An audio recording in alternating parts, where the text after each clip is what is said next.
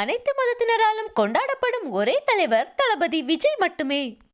தமிழக வெற்றிக் கழகத்தின் தாரக மந்திரமே பிறப்புக்கும் எல்லா உயிர்க்கும் என்பதே. சாதி மற்றும் மதத்தின் அடிப்படையில் மக்களுக்குள் பிரிவினை ஏற்படக்கூடாது என்பதில் குறிக்கோளாய் இருக்கிறார் விஜய்.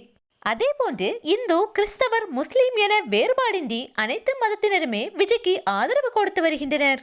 தலைவர் விஜய் அவர்கள் 2026 முதலமைச்சராக வேண்டும் என்று சபரிமலை கோயிலில் இளைஞர் ஒருவர் அண்மையில் வேண்டுதலில் ஈடுபட்டிருந்தார்.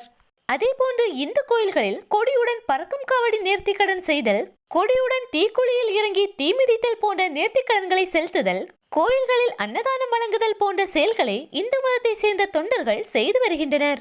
கிறிஸ்தவ தொண்டர்களும் வேளாங்கண்ணி மாதா ஆலயத்தில் கொடியுடன் மண்டியிட்டு நடந்து பிரார்த்தனை செய்தல், மீனவ மக்கள் தங்கள் படகுகளில் தமிழக வெற்றி கழக கொடிகளை பறக்கவிட்டபடி மீன்பிடி தொழிலுக்கு செல்தல் என கிறிஸ்தவ தொண்டர்களும் தலைவர் விஜய்க்கு ஆதரவாக செயல்பட்டு வருகின்றனர். தற்போது ஒரு மசூதியிலும் தலைவர் விஜய் அவர்களின் முகம் தென்பட்டுள்ளது.